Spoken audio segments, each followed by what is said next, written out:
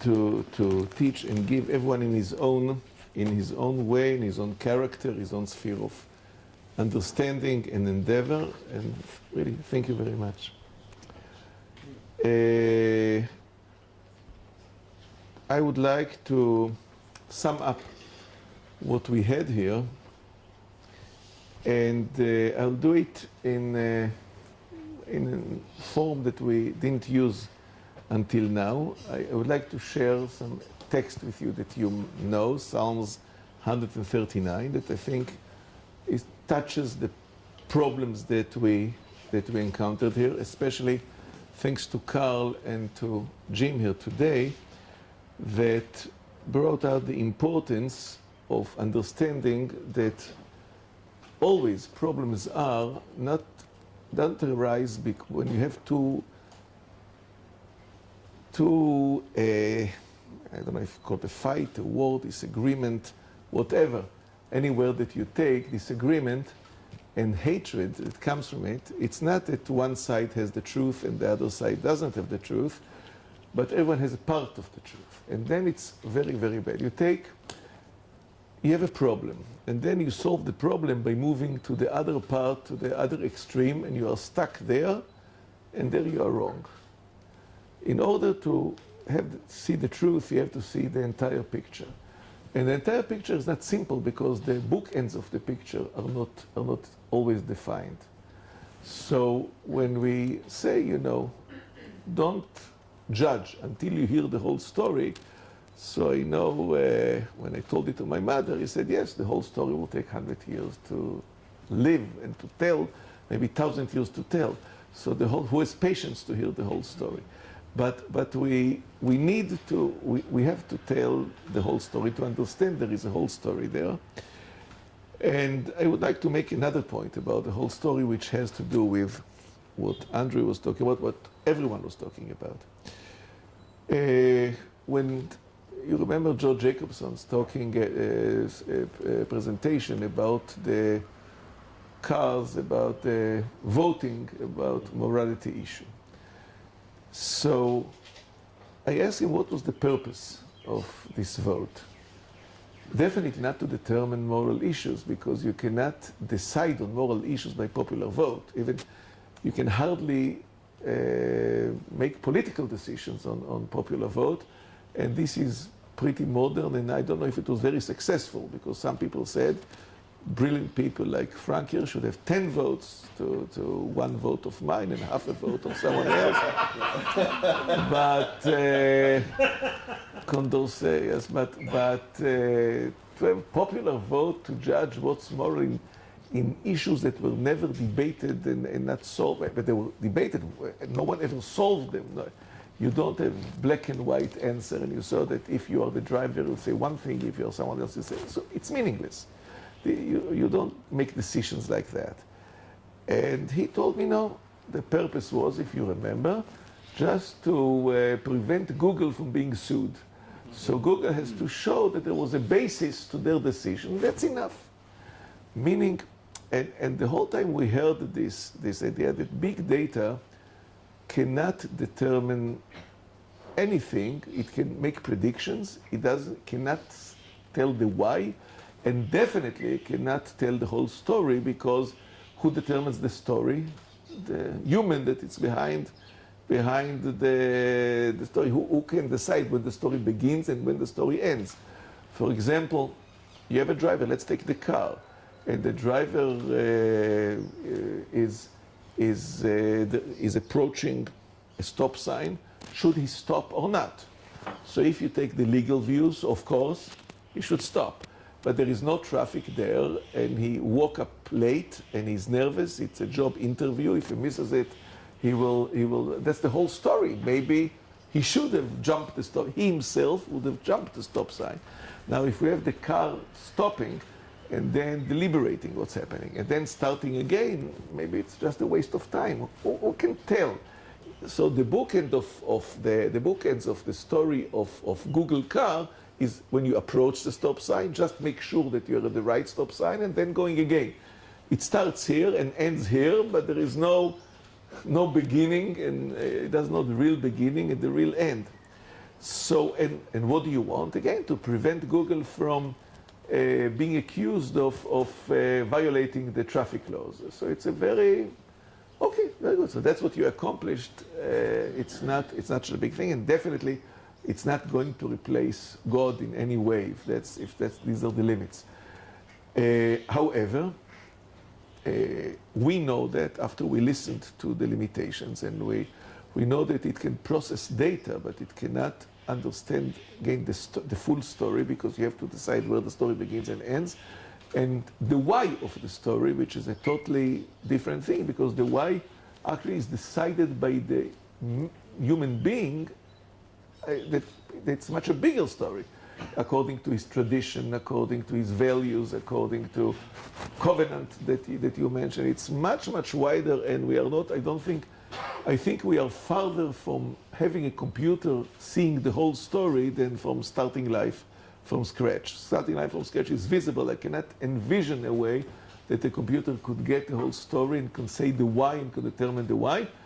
And if he will do it, he will be a person. But I don't see that. So for such a limited scope of human endeavor to say that big data can replace what we are doing, I think it is very exaggerated.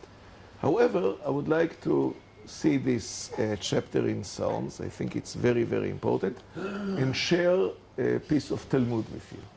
Now, it's a story that, as a story, it's impossible. But Maimonides told us, in his preface to the commentaries on the Mishnah, that the Talmud legends should not be understood as a story, because a story is crazy. They should be understood as metaphors. And the question is, metaphors to what? And this we'll discuss. As to the Psalms, I would like to ask you a favor. I'd like really to have a new look at this psalm. It's a very famous psalms. The famous Jewish commentator, Avraham Ibn Ezra, says that it's the best psalm of the selected psalms of all psalms. It's really the most important, most significant psalm. And we'll see it.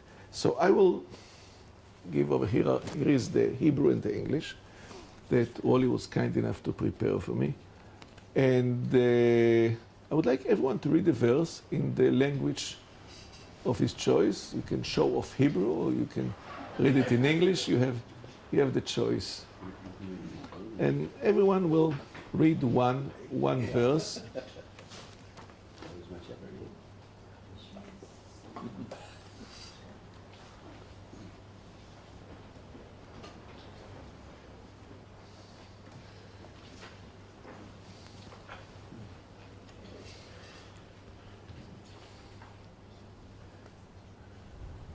If anyone has a worry about the provenance of the translation, King James translation, as appears in the internet. I don't know what the internet did to it. Okay, if we start from here, please, Andrew, we'll start. For the leader of David, a psalm. O Lord, you have examined me and know me. When I sit down or stand up, you know it. You discern my thoughts from afar. You observe my walking and reclining. You are familiar with all my ways. There is not a word on my tongue but that you, O Lord, know it well. It is beyond my knowledge. It is a mystery. I cannot fathom it. אנא אלך לרוחך ואנא מפניך אברח. משק שמיים שמה, דעתי השאול ממך. שק כנפי שחר לשכנה ואחרית ים. Verse 10. Even though your hand will be guiding me, your right hand will be holding me fast.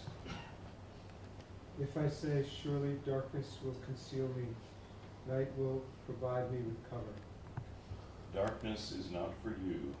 Night is as light as day. Darkness and light are the same. It was you who created my conscience. You fashioned me in my mother's womb. I praise you, for I am awesomely, wondrously made. Your work is wonderful. I know it very well. לא נכחד עצמי ממך, אשר עושיתי בסתר, רוקמתי בתחתיות ארץ. Please, Andrew. Yeah, yeah, it's 17. Let me have a turn. Okay. 16. Your eyes saw my Yeah. unformed limbs. They were all recorded in your book. In due time they were formed to the very last one of them. 17. How weighty your thoughts seem to me, Sorry. O God. How great is their number. I count them. They exceed the grains of sand. I end, but I am still with you. O God, if you would only slay the wicked, you murderers, away from me. Who invoke you for intrigue, your enemies who swear by you falsely. לא משנאיך השם אשנא, ובתקומותיך אתקוטט. I feel a perfect hatred toward them. I count them my enemies. עקרני אל ודע לבבי, וחנני ודע שרע אפי. וראה, אם דרך עוצב לי, ונחני בדרך עולם. Okay, Jim, if you would care, just we'll finish until Carl here again from the beginning. Start over. Yeah, start over. Verse 1. For the leader of David, the psalm, O Lord, you have examined me and known me. When I sit down or stand up, you know it. You discern my thoughts from afar. You observe my walking and refinement, and are familiar with all my ways. There is not a word on my tongue, but that you, O Lord, know it well. You hedge me before and behind. You lay your hand upon me. Thank you so much. And I think if there is anything relevant to understanding the whole story with the details, that David says, I don't understand. You know my my thoughts, you know my walking and reclining. And when you say you know, means it's tremendously important. God knows my walking and reclining, but I don't know how important it is. Walking, reclining, I don't know if I remember it at the end of the day, but the Lord knows my walking and reclining, meaning you know me much better than I know myself. So I have no chance. And probably there is no escape from you. And in verse 11, darkness should be not physical darkness, but confusion. And in verse 12, darkness is not dark for you. And the end, what David says, what is the main thing?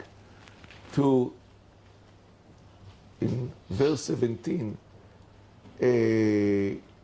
how weighty your thoughts seem to me, but this is a very daring translation. The simple translation is, how dear your friends are to me. I love your friends. Your friends, I hold your friends in a high esteem.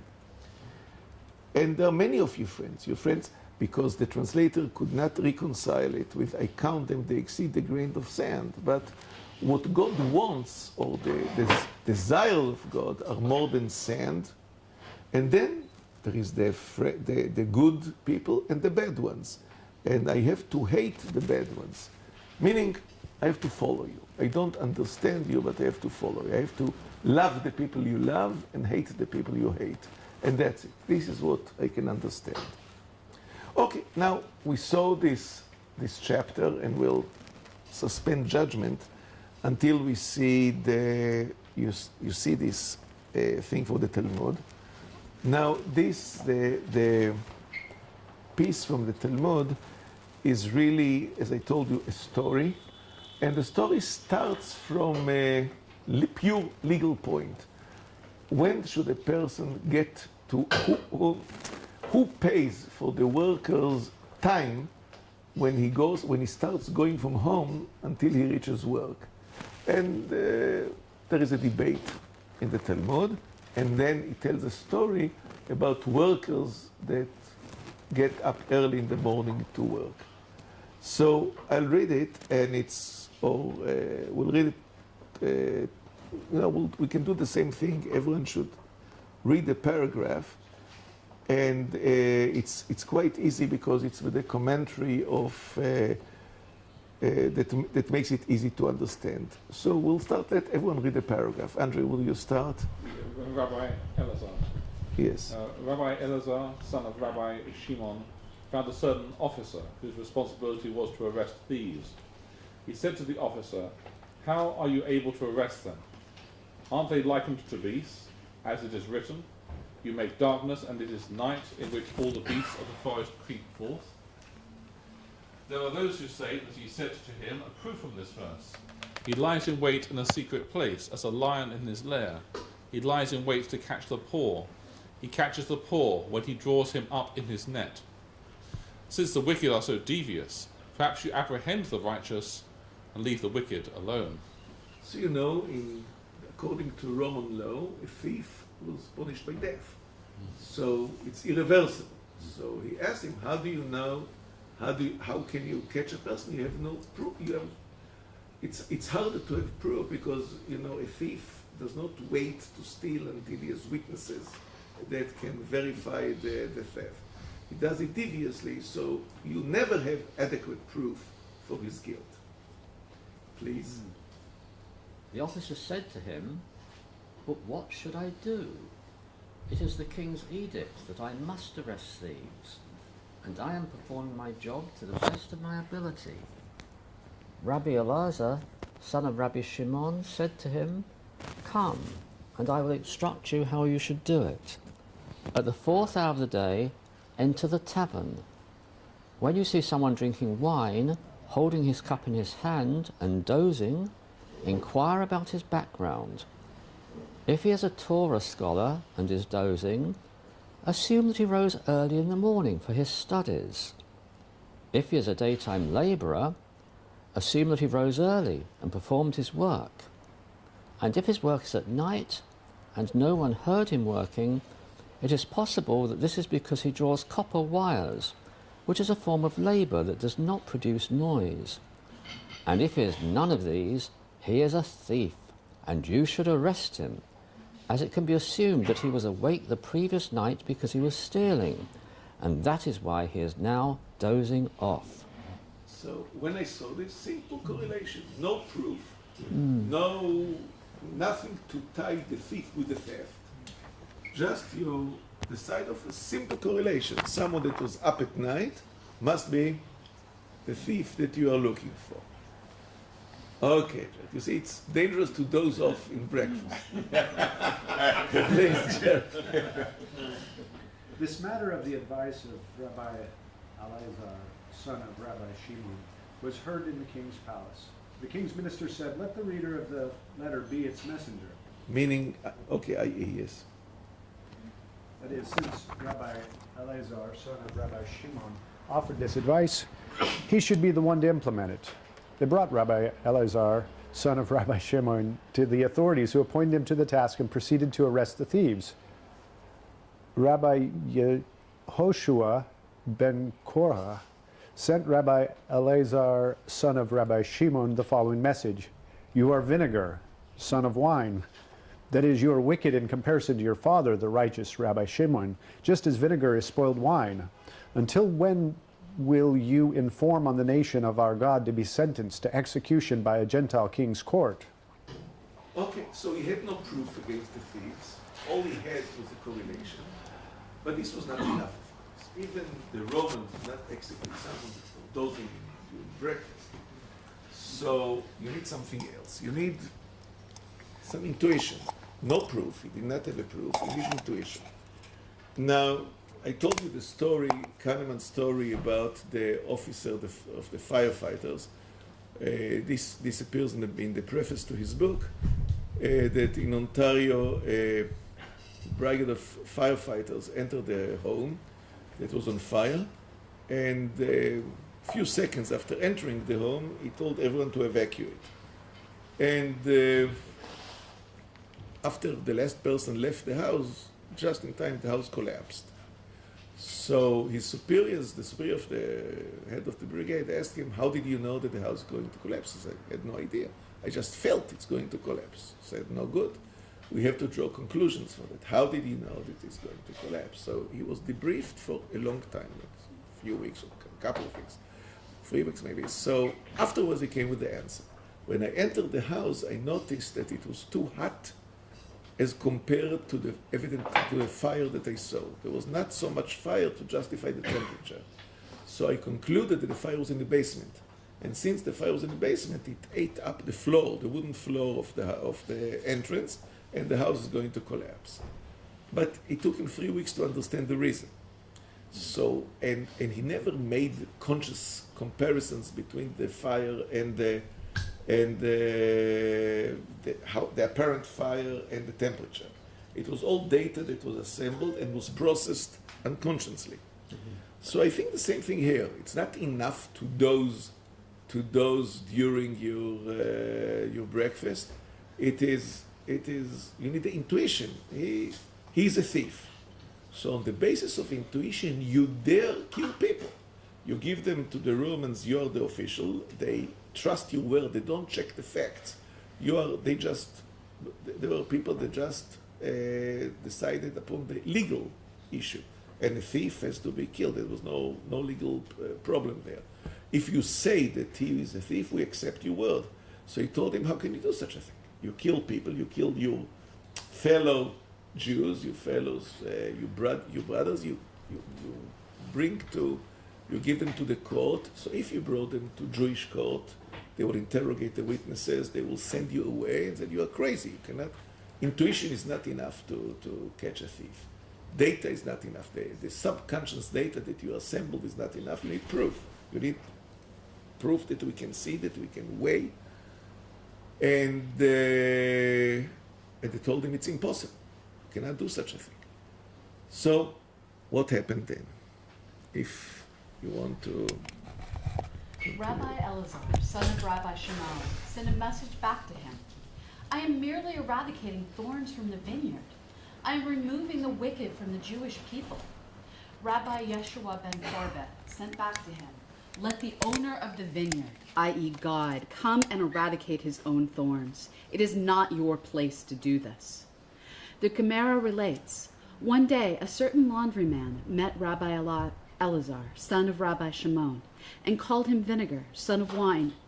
Rabbi Elazar, son of Rabbi Shimon, said, from the fact that this man acted so insolently by vilifying a Torah scholar, one can conclude that he is a wicked person.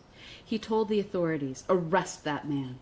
They arrested him and condemned him to death. Okay. Here comes the problem. You don't have proof and you rely on your intuition, but of course, and we discussed it with Amit Bleibais and Joe, you have bias. The data can be biased. Here, his intuition told him that this guy is a wicked person that should be killed. But I want to talk about the thorns and the vineyard. He said, I am right, these people are wicked. Even though I don't have a proof against them, so maybe legally it's not so proper, but I know that I eradicate the real evil people. So I improve matters. So what did he tell him? If there is no proof, the judgment is in the hands of God. You cannot accuse and execute people without proof. You are worried that without proof evil will spread, cancer will spread, so you have to trust to God. This refers to an interpretation of the verse, you should, in Leviticus, you should not kill an innocent and a just person, because I will not justify the evil or the wicked person or the criminal. And the interpretation is, if you don't have absolute proof, but for example, Maimonides said, you have his admission. And they said that admission is the mother of proofs. That's how the Inquisition worked.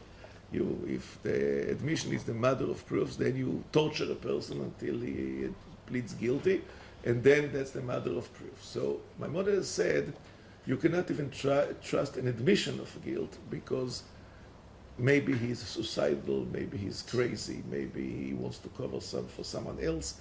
if you don't have objective witnesses that to prove the guilt of the person, you cannot judge it. But then you allow evil to escape judgment. So God said, I will take care of it. So this is what Rabbi Ishmael said, you don't have proof. How you do that? What do you say? Then we'll have many thieves, we'll have crime in the streets will be not safe. Let God take care of that. Okay, please, Elisa. After his mind settled? Hmm? Yes. After his mind settled, that is, when his anger abated, Rabbi Elazar, son of Rabbi Shimon, regretted his hasty decision. He went after the laundryman in order to ransom him and save him from execution, but he was unable to do so. He read the verse about him. Whoever keeps his mouth and his tongue keeps his soul from troubles. That is, had the laundryman not issued his derogatory comment, he would have been spared this fate. Ultimately, they hanged the laundryman. Rabbi Elazar, son of Rabbi Shimon, stood beneath the gallows and wept. Those who were present said to him, Our teacher, let it not be bad in your eyes that you caused his death. As this laundryman was a wholly wicked person, you should know that he and his son both engaged in intercourse with a betrothed young woman on Yom Kippur. Whew. Okay. But how did it use that he was an evil person? Because he slighted him. So he was afraid it's personal. He suspected his intuition, that his intuition was biased. So he told him, no, you were right. So what happened then? But the thing is, he did not suspect Rabbi Yoshua ben Korcha was evil, because he said something sensible.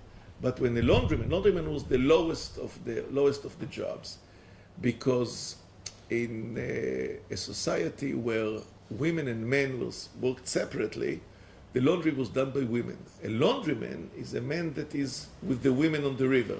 So they were the people in the lowest, they regarded as the most immoral occupation. And he calls him, vinegar, son of wine, a wicked man, son of a holy man. This was bad, and but it has nothing to do to his actions. But again, it's data processing. Someone that talks like this is a bad person somehow. He did something evil for which he should be punished. And the fact was that he was right. אבירם, אתה רוצה לקרוא את הקטע הבא? Upon hearing. Rabbi Elazar, son of Rabbi Shimon, placed his hand upon his belly, over his innards, and said, Rejoice, my innards, rejoice. If your mere suspicions are so accurate, all the more so your certainties must be correct. If the condemnation of this man based upon the suspicions raised by his insolence proved to be correct, the identification of thieves in accordance with logical reasoning must certainly be accurate. I am assured about you, my innards, that worm and maggot will not affect you, which is a sign of a completely righteous person. It's amazing. Here we have big data. Where do you process your big data? Okay. Here the story leaves the story phase and moves into the crazy phase, into the metaphor. Now, the whole thing from now on is going to be a metaphor. But what did he say? Rejoice my belly, or rejoice my innards. So, where do you process information consciously? They didn't know about the brain, about the construction of the brain, of course. So what they think? In my brain, I use logic. And the logic is, you need proof, you need logical proof. Intuition is not in the brain. Where does intuition lie? So we have a modern idiom. I have gut feeling. So gut feeling starts with that. So I researched the idiom gut feeling. When did it start? It started in 19th century. In 1878 is the first time it appeared in a book. Gut feeling. It's not an ancient thing. there is something in Job that says that Eliphaz in Job 16 said that a wise person, does he have winds in his, does he answer nonsense? Does he have eastern wind in his belly? So something like this, maybe this also refers to intuition. He has how come a wise person like Job has such bad gut feelings or misleading gut feelings? I don't know, but he said, you know, my gut, my intuition, my processing, we call my data processing works well. Because you see, it worked. When I accused people for being thief because they were dozing in breakfast, I had a brain reason. It was not totally gut feeling. Then, out of these people, I sorted out the thieves. This was gut feeling, but the beginning was reason. I thought, I programmed the intuition. I thought, I screen. First of all, I say, take the people that doze in the morning, and then you go on and feel, does he look to you like a thief? But here, when the person attacked him, he had no proof whatsoever. He didn't have anything logical.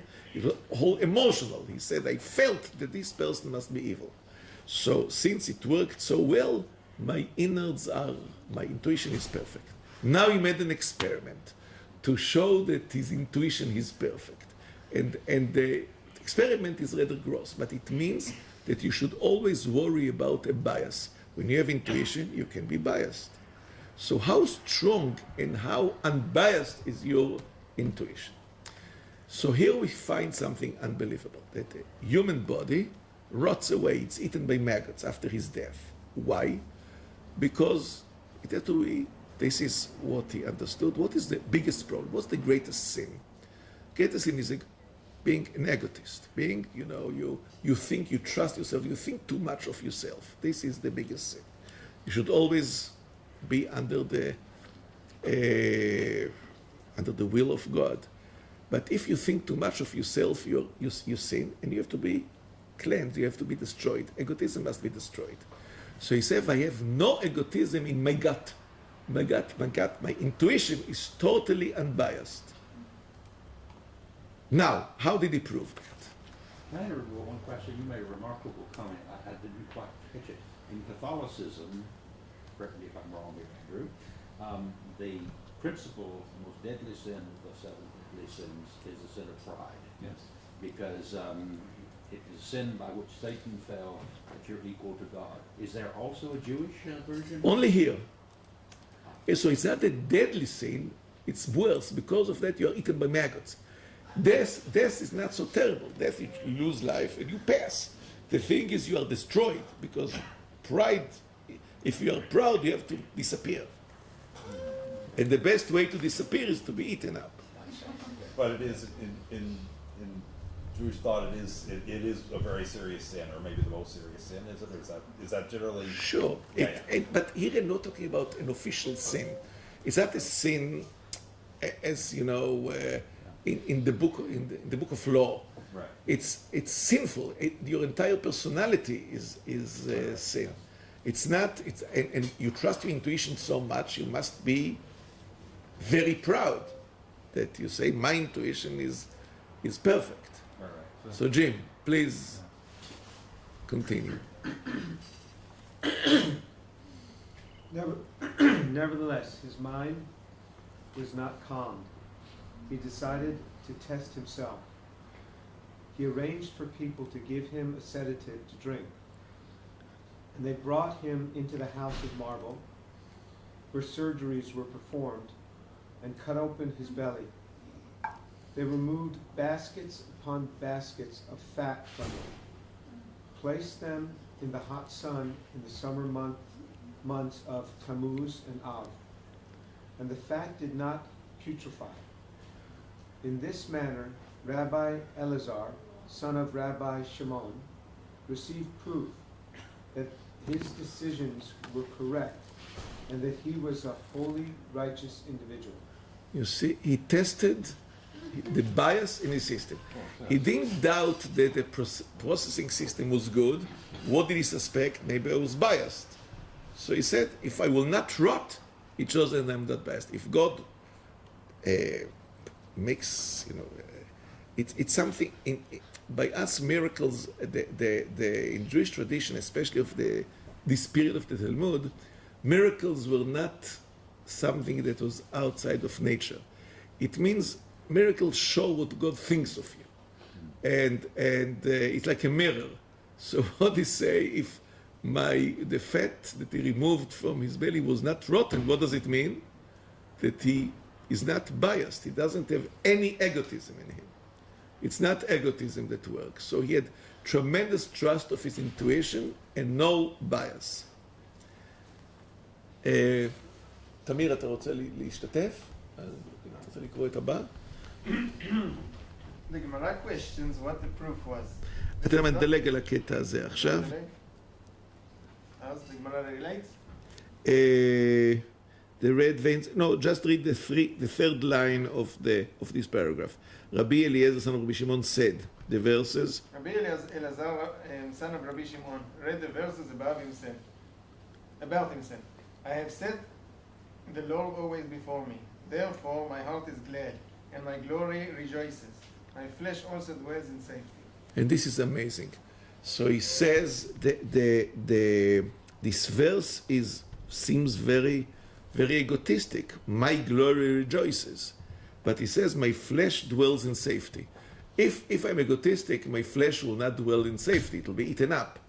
But since my flesh dwells in safety, it means that even though I think highly of myself, it's not pride. If I trust my force, my powers, it's not pride. It's not sinful pride. Please, Gerald, you want to continue? The Gemara relates, and a similar incident also occurred to Rabbi Ishmael, son of Rabbi Yoshi. He too was appointed head officer. Okay, read the next two paragraphs. Elijah the prophet encountered him and said to him, until when will you inform on the nation of our God to be sentenced to execution? Rabbi Ishmael, son of Rabbi Yoshi, said to Elijah, what should I do? Is the king's edict that I must obey? Elijah said to him, faced with this choice, your father fled to Asia. You should flee to Laodicea rather than accept this appointment. Anyway, he also had tremendous intuition, and he said, I put it in the service of authorities to catch criminals and to reduce violence in the neighborhood. And he was criticized for that. Elijah told him, how can you use intuition? So now Elijah, what was he? Is a prophet. So he says, you're not a prophet. I'm in the prophet guild. I know who is a prophet. We are not a prophet.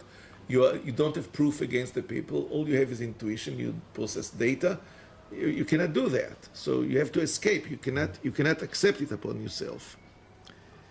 And now we come to the fantastic thing. Please, Frank, if you... With regard to these sages, the Gemara adds, when Rabbi Ishmael, son of Rabbi Yoshi, and Rabbi Elazar, son of Rabbi Shimon, would meet each other, it was possible for a pair of oxen to enter and fit between them under their bellies without touching them due to their excessive obesity. You understand the metaphor here? Their bellies were tremendous. How come they had tremendous bellies? Because if I said the belly is the place of the data processing, so how much information could they process? Tremendous amount of information. So the Gemara talks about the sizes of their bellies. They had tremendous power of processing data. Are you trying to make us smarter by feeding us so much? Now you got after it, yes. But you need preconditions for that, you know. Okay. Please.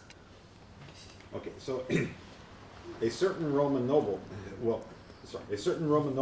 once said to them, your children are not really your own, as due to your obesity, it is impossible that you engage in intercourse with your wives. They said to her, theirs, our wives' bellies, are larger than ours. He said to them, all the more so that you could not have had intercourse. Okay, so I'll tell you what it means. The metaphor for intercourse and having children is, of course, giving your powers to someone else, teaching people. Question is, if you can process data in your belly, can you have children? Meaning, okay, you have a method, we trust you. We show that you have no sin, but you have no children, you're sterile. Meaning, if you use logic, if you understand what you are doing, you can give it over. If you cannot understand, so you cannot give it over. It's very much what Andrew said. In order to teach, you need covenant, you need understanding. Something that is in you, a gut feeling, you can communicate the outcome, but you cannot teach how to do it. You don't have children. So what did they say? Our wives' bellies are big enough. They are also like this. It's also, so you cannot have children because your children have no one to learn from, not from the father and not from the mother. So they said, still we can have children. It works. Still we can, even the lack of bias, meaning the proper behavior, the understanding, something can be given over. Of course, we can build machines. But I'm talking giving it over, it could be given over. We'll not go to the details, but then we'll see the next paragraph. Please. After this digression, the Gemara returns to the story of Rabbi Elazar, son of Rabbi Shimon. And although his flesh did not putrefy, even so Rabbi Elazar, son of Rabbi Shimon, still did not rely on his own opinion, as he was worried that he may have erred in one of his decisions. He accepted afflictions upon himself as atonement for his possible sins. At night, his attendants would spread out 60 felt bed coverings for him. In the morning, despite the bed coverings, they would remove 60 basins of blood and pass from underneath him. Meaning he suffered terribly. Again, if he would have used logics, he wouldn't have to suffer. Why he should suffer? But he used intuition to reach decisions. So it's like Daniel who fasts to get understanding, and understanding is given to him after he fasts. In order to be a prophet. But he said, I'm not a prophet, it's my gut feeling, it's not an inspiration. It's data processing. That's why I process the data subconsciously. But the subconscious, where does it lie? Not in my head, in my belly. This was the metaphor. Anyway, please, Andrew, if you would continue on the other side. The following day, i.e. every morning, his wife would prepare for him 60 types of relish made from figs, and he would eat them and become healthy. His wife, concerned for his health, would not allow him to go to the study hall, so that the rabbis would not push him beyond his limits. Second. In the evening, he would say to his pains, "My brothers and my friends, come." In the morning, he would say to them, "Go away, due to the dereliction of Torah study that you caused me." One day his wife heard him, inviting his pains. She said to him, "You are bringing the pains upon yourself. You have diminished the money of my father's home due to the costs of treating your self-imposed afflictions." She rebelled against him and went back to her father's home, and he was left with no one to care for him. Okay, John, if you continue. Meanwhile, there were these 60 sailors who came and entered to visit Rabbi Elazar, son of Rabbi Shimon. They brought him 60 servants, each bearing 60 purses, and prepared him 60 types of relish, and he ate them. When they had encountered trouble at sea, these sailors had prayed to be saved in the merit of Rabbi Elazar, son of Rabbi Shimon. Upon returning to dry land, they presented him with these gifts. One day, the wife of Rabbi Elazar, son of Rabbi Shimon, said to her daughter, "Go and check on your father and see what he is doing now."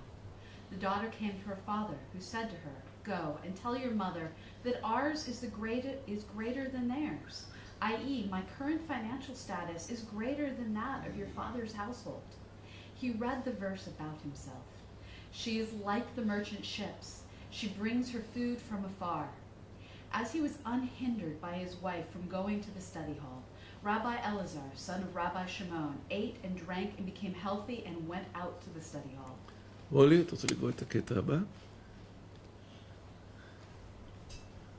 Jim, this is the best part. The students brought 60 questionable samples of blood before him for inspection to determine whether or not they were menstrual blood. He deemed them all ritually pure, thereby permitting the women to engage in intercourse with their husbands. rabbis of the academy were murmuring about Rabbi Elazar, son of Rabbi Shimon, and saying, "Can it enter your mind that there is not one uncertain sample among them? He must be mistaken." Rabbi Elazar, son of Rabbi Shimon, said to them, "If the Halacha is Jewish law.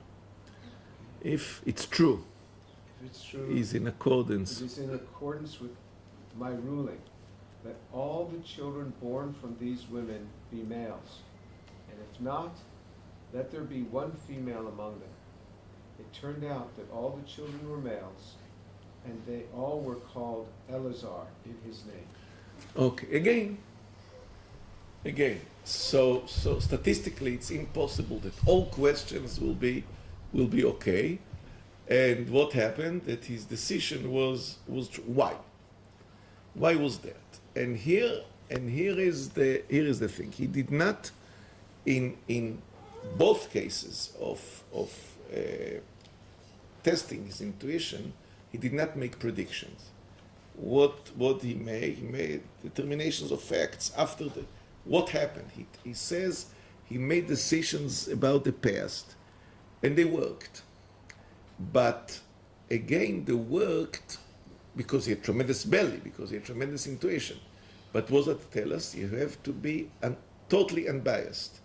And the unbiased comes from, it's like a miracle. To be so unbiased means that you are led in a different way at all. You are a different kind of a person. Because usually people are biased. And to be totally unbiased and trust your subconscious, this is really a special gift. And it's not prophecy. It's simple commitment to be totally unbiased. Okay, now there is another paragraph of the story, but we'll let it go by now, that the question is whether such a belly, or whether he has sons, what can we learn from that? So of course we can learn that data processing is even if it's perfect by itself, the bias can kill it. And it's very difficult to avoid bias because we saw that it has to be directed by humans. Always the questions have to be put by humans, and the parameters are human, and human people are biased. So I think that here we come to the real question of science and faith. Two things. And I think that this story tells us something which is very important. There is a real connection between three things. First of all, the system has to be excellent. It has to consider the entire story. Entire story I see here from the very beginning. What is a thief? A thief is somebody who stole. There was a fact. The fact started, let's say, a burglar. When he entered the house, he took possessions and went away. Rabbi Elazar ben Rabbi Shimon says, no, this is not the end of the story. What's the end of the story? That the guy sleeps during the day. He's awake at night. He's awake when honest people sleep. He deviates from social customs. So you see the broader picture. You have to take the broader picture into account. You cannot just concentrate, you cannot bookend the decision whether he committed the act or not, because it's tricky. In order to make a decision by processing data, you have to see the bigger picture. And seeing the bigger picture is not processing data. Seeing the bigger picture is very human. Understand social behavior.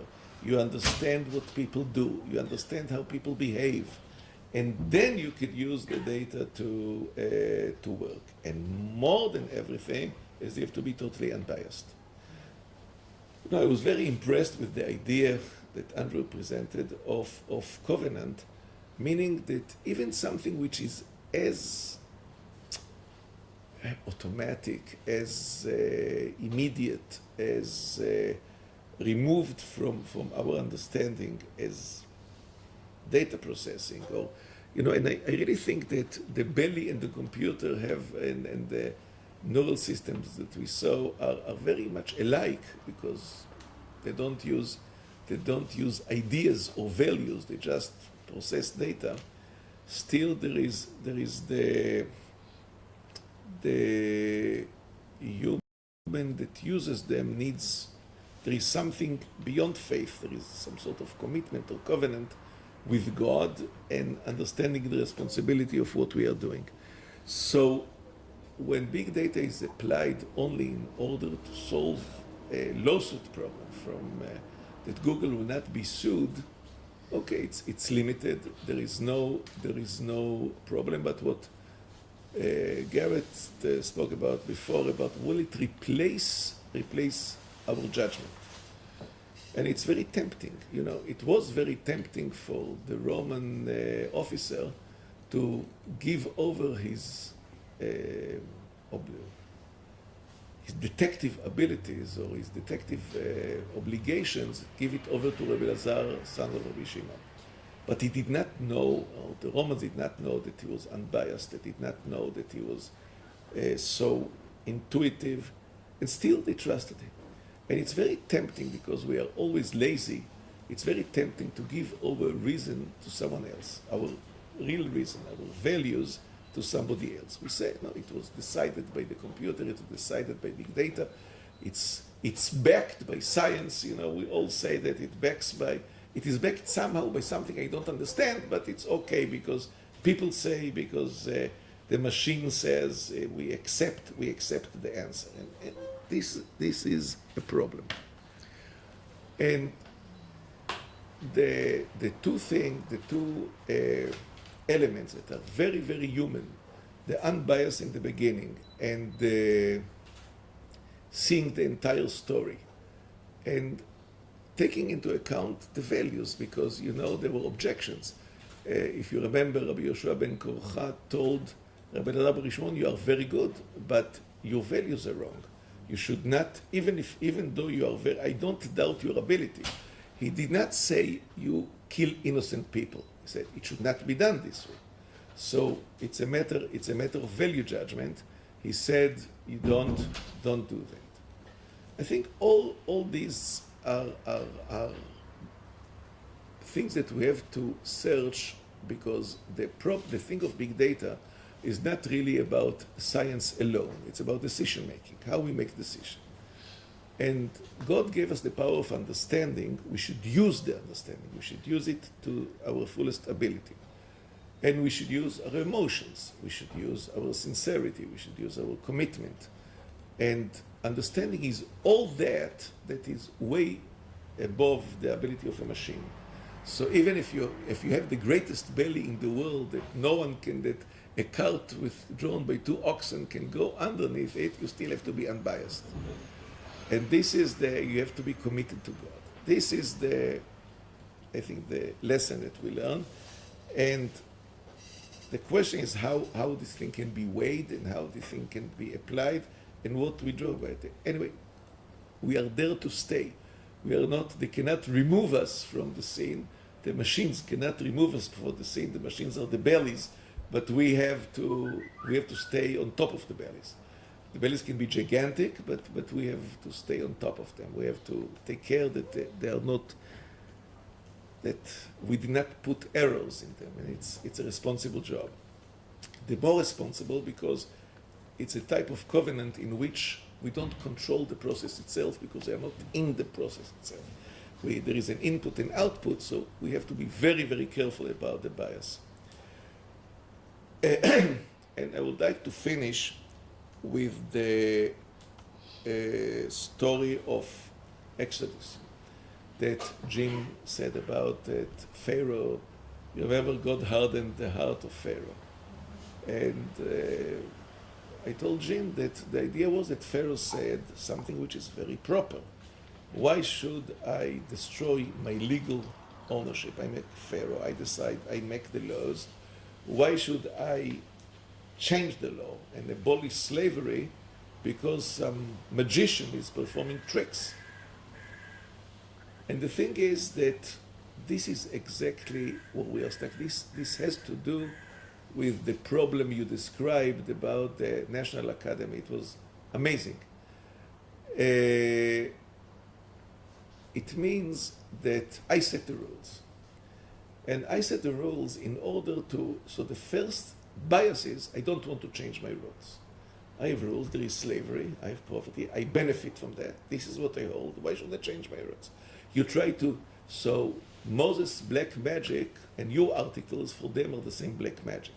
It's black magic, you write articles, you make proof, it's a hoax. We believe of what we believe, and all the work, scientific work that you did, the practical things that came out are fine, but we disregard, we don't take you seriously. And this is what Pharaoh said, and he saw part of the picture. Why did he see part of the picture? Why there was a wall? Because he could not understand something that are values like freedom that go above the preserving the legal system, preserving his property, preserving his slaves.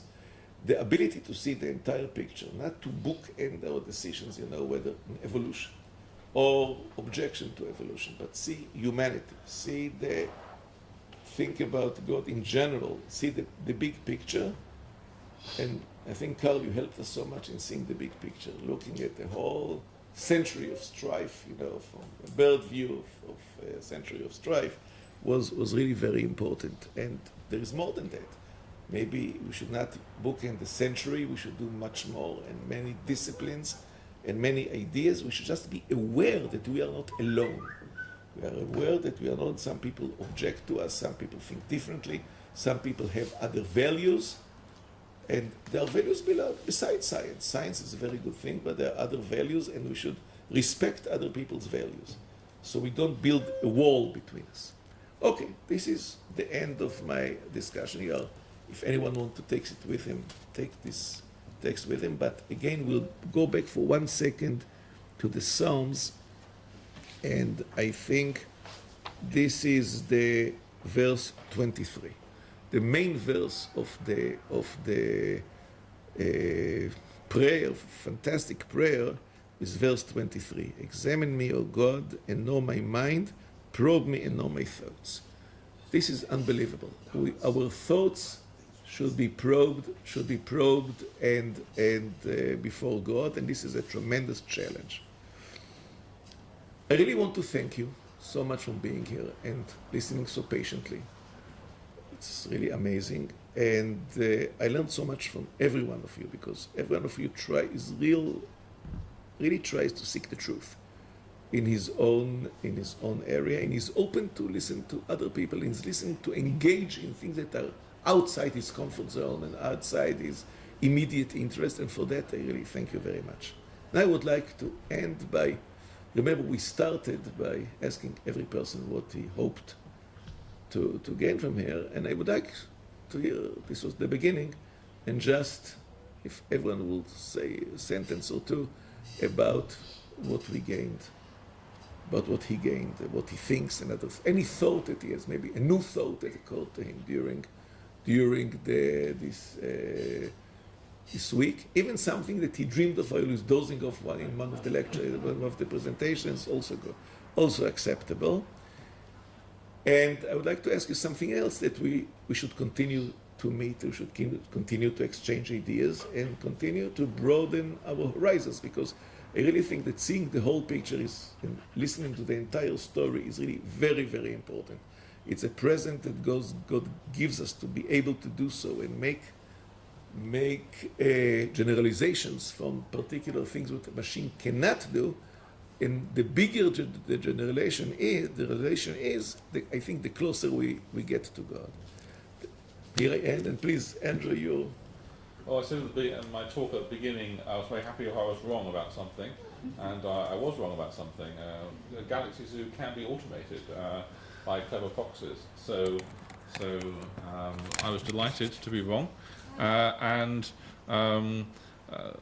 I suppose I've learnt that there are cleverer things that one can do with big data than I thought, although it hasn't changed my underlying view that we need to understand understanding. But we can do cleverer things by getting round that than I had expected, so I'm grateful to know that. Right, thank you. That's why I've enjoyed the week enormously, and I'd like to thank you, Rabbi, for choosing this amazing set of people who are all, very different, but we've fitted in remarkably well, I think, and I've learnt a lot from listening to people. And I think one thing we honed in on there in the reading as well is what emerges to me is we need to understand the nature of humans and the nature of robots, and I think the idea that robots will get more and more artificial intelligence, and perhaps they will develop some, so this is debatable, perhaps they will develop some sense of consciousness and even of personhood. And I'm sure you're right in thinking they will be given great authority, and people would delegate authority to them, because then they blame the robot if it's a bad decision and they avoid responsibility themselves. So I think our believers, have a duty to challenge this, and I really think Jewish people and Christian people working together can be really so powerful that the whole may be greater than some of the parts, as it were. And I think that's something which has come across me very much. So thank you very much. I'm very encouraged that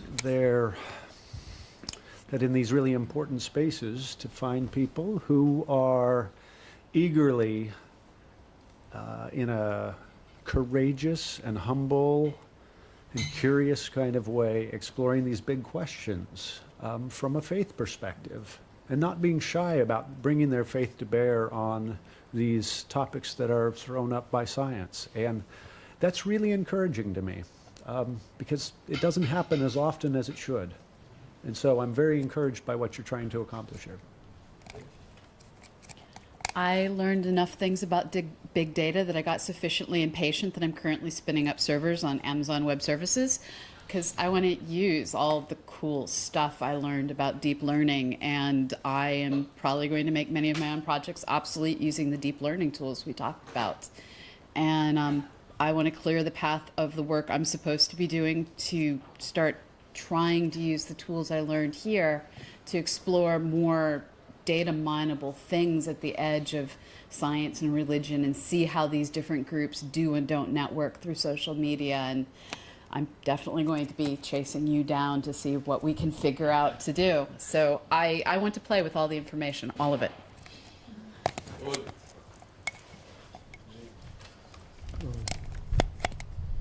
Well,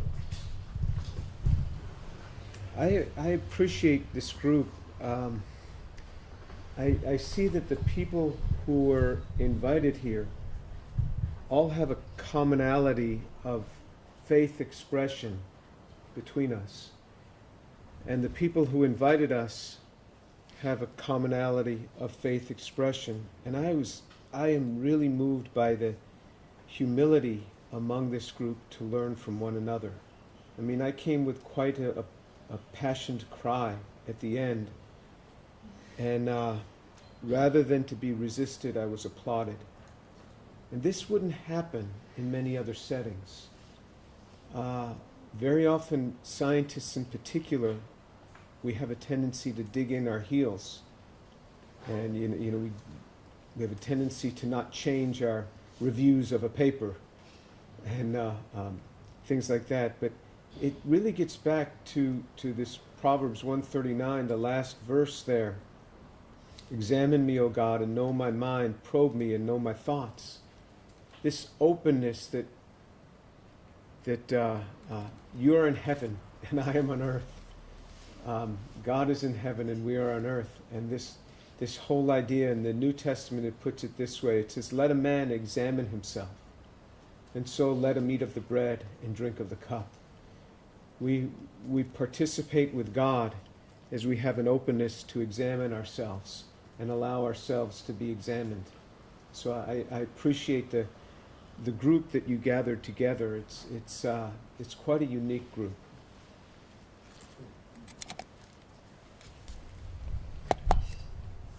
I thank you much, Rabbi, for organizing this, coordinating. I appreciate it very much for all of you did. I learned much from here and much enjoyed coming, and I look forward to future communications with all of us. It made me think here of the concept of, I think, we all are teachers and researchers. I realize we teach by learning and learn by teaching, too. I think you've all helped me with both.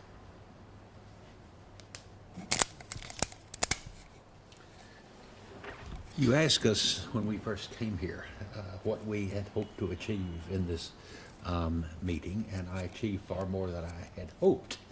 I especially want to thank Rabbi Shabtai and Roli for taking the immense effort of going through my paper in which I am analyzing Genesis 1 from the point of view of modern cosmology, and set me right and on many Hebrew points and expanded them out to make my argument even stronger. That is far, far more than I expected. I am very grateful for that. And I think that I learned, of course, a great deal from my two fellow cosmologists that are right beside me, from understanding their particular objections to my approach. And I think that makes me hone my approach, hone it, so it's a much sharper tool. And I benefited enormously from that. And I actually got a lot from everyone around this table, from their different points of view, to allow me to focus on my particular approach, because I had a conversation with Rabbi Shabtai that I think we people who think that science and religion, science and faith, are just two aspects of the same thing. They're both dealing with one world. In the old language, they've said there were two books, the book of nature and the book of scripture, and they both told us the same story. You should use both to amplify each, and without both together, I think that much is missing.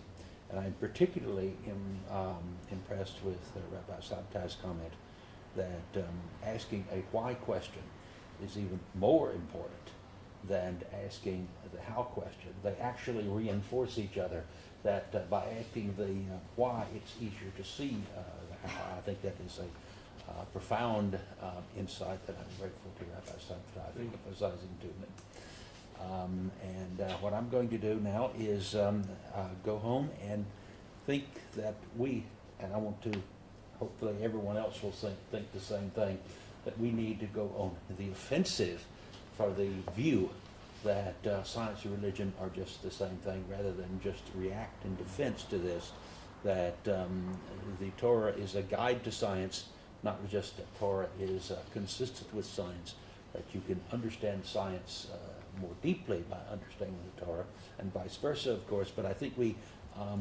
need to show the atheist community that there is perhaps more truth than they accept, and that they're willing to accept in this idea that God really exists.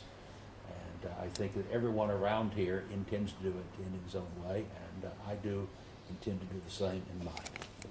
And thank you for your efforts in helping me. Thank you. Before I get to the serious part, there was a sort of a little coincidence that I noticed that, well, I think I mentioned to you that Stephen Hawking was born 300 years to the day after Galileo died. And I also found, well, he died on Einstein's birthday. But the number of years, when I looked at this morning, it didn't seem to ring any bells. It wasn't some simple number like 300 or something. But then this afternoon, I discovered the reason. The number of years is 139. Which is the psalm we just read. So, okay, that's my mnemonic device. Anyway, no. And speak of that, I did greatly appreciate. This is indeed one of my favorite psalms. So I appreciate that. But okay, to a more serious note, I want to thank you, Rabbi Shabtai and Roli, for organizing such an excellent meeting, and just the chance to interact. I think it is probably the most intense time that I've had interacting with my wonderful Jewish friends in the faith, and all the rest of you, just having a great dialogue. And also, I think probably I've given some of the ideas of my crazy talk to other places. Well, I once gave it at a church. My wife was there, and she said, "Never give this talk again," because it was viewed as sort of erratic. And you defied it. Well, I didn't tell her this time. I think she meant at a church, and I thought, well, because anyway, I think I got a much better. Well, not that you agreed, but I was very appreciative that I got a lot of interaction and things to think about and reaction and so on. Anyway, it was much more of a core discussion. I once had a little bit of this at the very end of a seminar at Caltech, the very end part, and of course then, I get response of some people that would say, "Oh, that makes God a sadist" and such. So I get some pretty strong reactions. Anyway, so I appreciate that, but I just appreciate learning so much from all of you of the different ideas and big. Well, I felt a bit embarrassed coming here because I hardly knew anything about big data, but I hope my contribution fit in a bit. But I've learned a lot about it, and so yeah, thank you so much. It's been really a wonderful, wonderful time here. Well, I'd like to thank Rabbi Shabtai for including me in this gathering. My response when he first approached me was, well, I don't really know anything about big data. I'm not sure I'd have anything to contribute. And he said, well, he's come anyway. I'm glad I did. I feel blessed to have been in a room where everybody is smarter than I am, so it gets a chance for me to learn a little bit more than I knew when I came in. It's always extremely humbling, I think, to be in a room full of very smart people who have different ideas than you do. I think if you're really honest, there's nothing that quite presses humility on one as to see other people who are smarter than you are, who think differently than you are. I mean, that makes you think about your own positions, and just this group has been so interesting for me to engage. Some of you I've seen before, and I mean, it's great to meet Frank. I've read his books kind of over the years and kind of known of Frank Tipler, and he's more than living up to his advanced billing there. And Jim from Rice, I mean, I'm so impressed with your passion and your work and your attitude, considering the battles that you've been fighting, and really all the rest of you. So I'm just very thankful to be part of this. So thanks for including me. Thank you. And now we are going to a tour of Bnei Brak, and I just won't tell you what you will see because we won't be able to be too noisy to talk to you. You'll see part of what shaped Jewish study. You'll see people studying in a big yeshiva, and usually when you study, quite as every library, what's the main rule? A, don't eat up the book, and B, be quiet. But be quiet is more important than eat the book. And I'm alluding to the name of the road. It's very dangerous to eat the book. Are you saying eat, E-A-T? Yes, eat the book. Don't eat the book. Yes, don't consume the book. Yeah. And be quiet.